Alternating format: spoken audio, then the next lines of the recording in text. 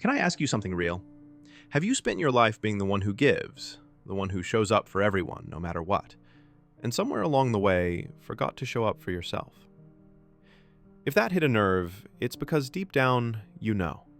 You've been pouring from a cup that's running dry, and you don't deserve to live that way. At some point, you have to stop asking, "What more can I give?" and start asking, "Where did I lose myself in all this giving?" Your energy isn't endless. You can't keep saving everyone and keep abandoning yourself. This is the moment to pull that energy back, to stop giving from emptiness and start giving to yourself first. And yes, that means setting boundaries, saying no without a 10-minute explanation, choosing your peace without feeling like you owe anyone an apology. You're not selfish for protecting your energy. You're honoring yourself. Self-love isn't some big, dramatic thing. It's in the small choices. Taking time to rest. Listening to what you need. Speaking to yourself the way you speak to people you love.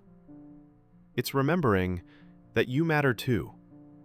And that voice in your head that says you're only worthy when you give? Yeah, it's lying. Your worth isn't earned by how much you sacrifice. You've been enough all along. When your cup is full, your love overflows naturally. It's soft. It's real.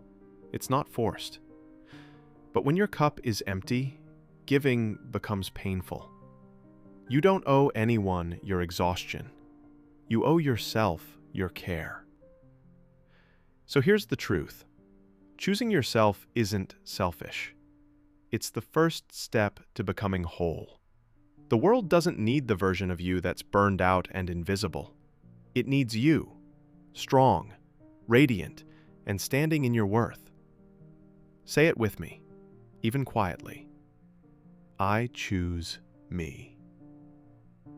If this spoke to your heart, drop it in the comments. I choose me. Because this is where everything starts to change.